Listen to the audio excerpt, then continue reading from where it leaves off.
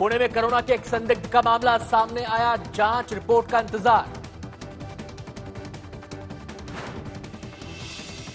Corona से बचाव की नसीहतों का पालन करते दिखे मंत्री अशोक चव्हाण, हैंडशेक की जगह की नमस्ते।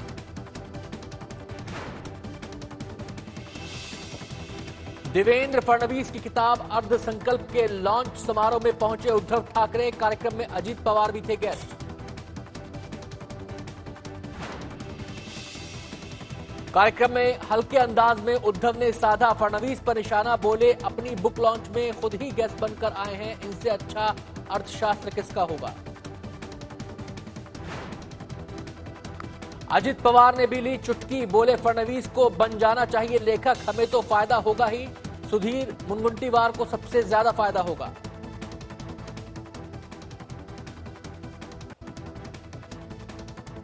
कसाब को पकड़ने वाले 14 पुलिस वालों को प्रमोशन देगी महाराष्ट्र सरकार, गृह मंत्री अनिल देशमुख ने किया ऐलान। मंत्री एकनाथ शिंदे का विधान परिषद में बयान, Mumbai Pune hyper pool project नहीं किया गया है कैंसिल, इसमें अभी भी है संभावना, तलाश रही है सरकार।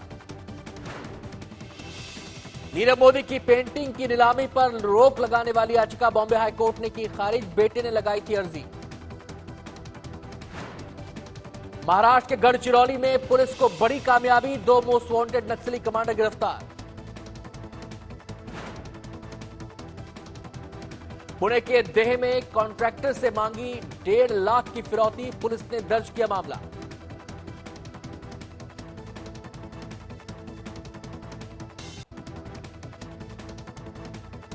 बुल्ढाना में 8वीं की छात्रा को बनाया गया एक दिन का कलेक्टर, महिला सशक्तिकरण सप्ताह के दौरान चला विशेष अभियान।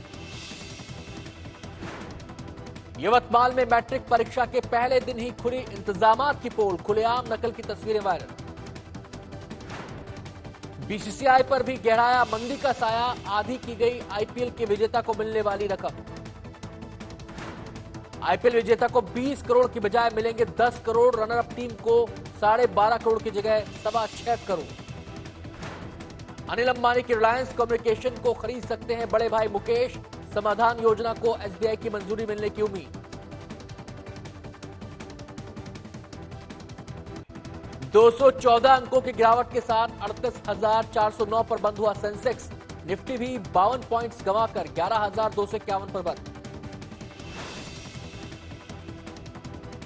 1155 रुपए की छलांग लगाकर सोना अब तक के उच्चतम स्तर 44,383 पर पहुंचा, 1198 रुपए उछलकर चांदी 47,729 रुपए।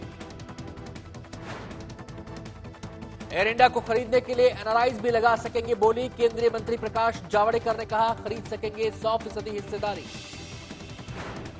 सुप्रीम कोर्ट ने क्रिप्टो करेंसी पर लगे आरबीआई के बैन को हटाया, अब बिटकॉइन से लेन देन करना होगा मुमकिन। अब हर 6 महीने में बढ़ेगी तनख्वाह, नए महंगाई सूचकांक के हिसाब से तय होगी बढ़ोतरी।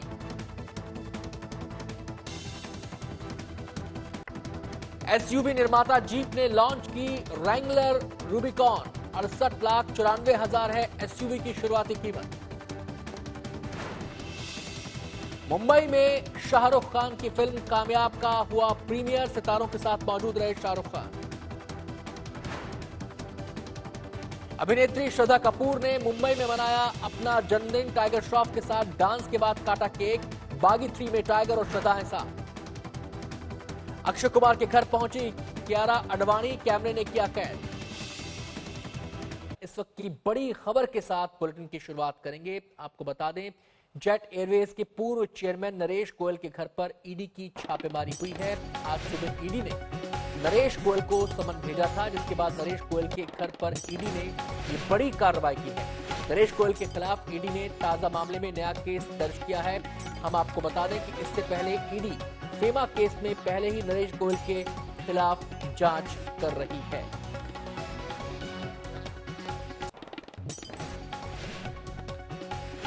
सीधे हम रुख करेंगे, हमारे संवाददाता दिवेश सिंह जुड़ गए हैं और जानकारियों के साथ। दिवेश, पिछले साल भी ये छापेमारी हुई थी, दिल्ली मुंबई के ठिकानों पर छापे पड़े थे, उसी सिलसिले की अगली कड़ी है या कुछ और चीजें सामने आई हैं?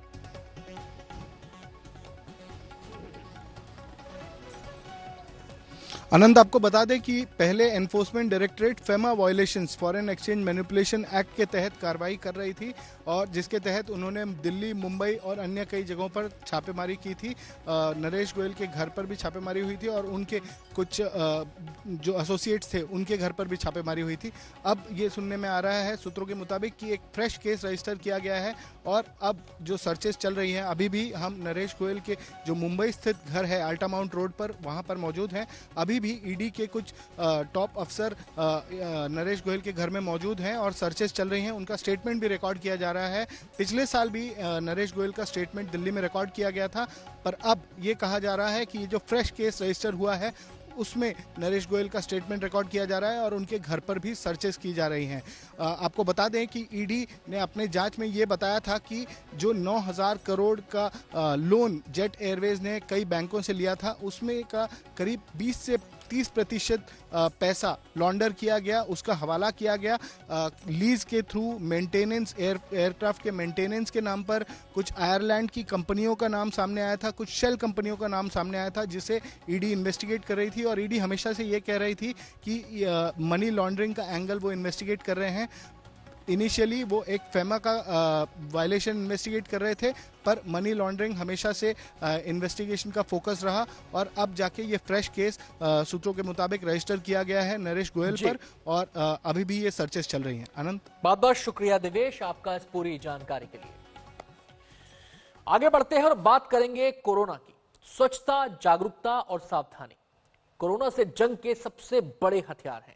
मुंबई में अब मांग उठने लगी है कि दूसरे राज्यों से आने वाली ट्रेनों से उतरे यात्रियों की भी स्क्रीनिंग की जाए। मुंबई में एंट्री के लिए बने टोल नाकों पर भी लोगों की स्क्रीनिंग हो।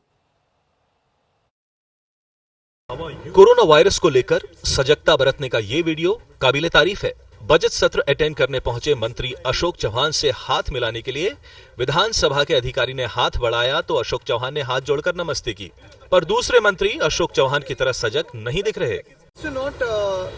Believe in rumors and not panic, and secondly, of course, it is a very important thing to take care of yourself. So keep washing your hands, and in any which ways, coronavirus or no coronavirus, keep your hands sanitized. Will you be playing Holi? Let's see. प्रधानमंत्री नरेंद्र मोदी की होली मिलन समारोह में ना शामिल होने की नसीहत भी महाराष्ट्र के मंत्रियों को अच्छी नहीं लगी। होली खेलनी चाहिए, सतर्कता बरताना चाहिए और मुझे लगता है अपनी अपनी सतर्कता के माध्यम से, जैसा मैंने कहा है कि हाइजीन, पर्सनल हाइजीन और रेस्पिरेटरी एटिकेट्स, ये अगर फॉलो करेंगे तो मुझे नहीं लगता है कोई महाराष्ट्र में लोगों को डरने की जरूरत नहीं। कोरोना से लड़ने के लिए बीएमसी भी तैयार है। स्टैंडिंग कमेटी के सदस्यों की मांग है कि सभी रेलवे स्टेशनों पर बाहर से आने वाले यात्री और टोल नाकाओं पर भी कोरोना की स्क्रीनिंग की जाए। बीएमसी के अस्पतालों में अभी तक 62 लोगों को कोरोना के लिए निगरानी में रखा जा चुका है और गनीमत है कि कोई भी पॉजिटिव केस नहीं निकला। मास्क और सैनिटाइजर की कमी को लेकर भी बीएमसी को भरोसा है कि कुछ वक्त में ये ठीक हो जाएगी। मास्क की जब ये मांगनी जो ये बढ़ जाती है तो ऑलरेडी सप्लाई थोड़ा कम हो जाता ही है उसमें, तो ये डिमांड एंड सप्लाई का चेन है। सो थोड़े दिन में मेरे हिसाब से तो आ जाएगा वो, and many people are helping with the mask also. इस वक्त जरूरत सजग, सावधान और सतर्क रहने की है, क्योंकि कोरोना पर करारा वार करने का यही रामबाण है। गलत जानकारी, अफवाह, दहशत और भ्रम में पड़ने के बदले कोरोना वायरस से दूर रहने की कोशिश ही कोरोना वायरस से बचाव है। सौरभ बख्तानिया के साथ पंकज उपाध्याय, मुंबई, आज तक। भारत अगर कोरोना वायरस की रोकथाम में सफल हो जाए तो क्या कोरोना से दुनिया भर में पैदा हुई स्थिति का फायदा उठा सकता है? कोरोना के आतंक की वजह से चीन से आयात किए जाने वाले सामान की भारत समेत दुनिया भर में कमी महसूस की जा रही है। एयरलाइंस और टूर ट्रैवल जैसे क्षेत्रों में कोरोना की वजह से छंटनी की आशंका जताई जा रही है, पर कुछ क्षेत्रों में ऐसा लग रहा है कि आत्मनिर्भरता के दरवाजे भी खुल रहे हैं।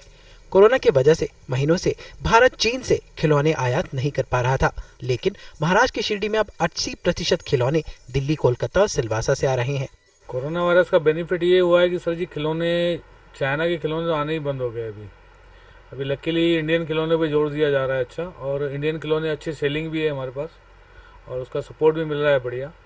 इलेक्ट्रॉनिक खिलौनों का थोड़ा प्रॉब्लम जा रहा है, वो भी शायद बनाना चालू हो जाए दिल्ली में, तो इंडियन मार्केट को काफ़ी सपोर्ट मिल रहा है इस बहाने। व्यापारियों को भी लग रहा है कि ये भारत के लिए एक मौका हो सकता है।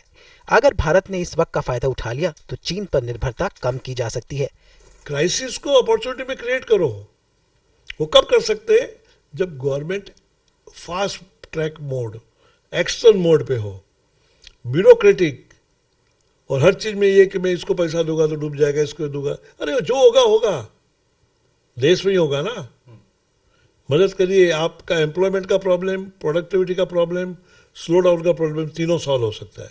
चीन में कोरोना वायरस के संक्रमण का भारत के आयात पर काफी असर पड़ा है। ज्यादातर असर कंस्ट्रक्शन, ऑटो केमिकल्स और फार्मा सेक्टर पर पड़ता दिख रहा है। शिरडी से नितिन विरानी के साथ सौरभ बख्तानिया,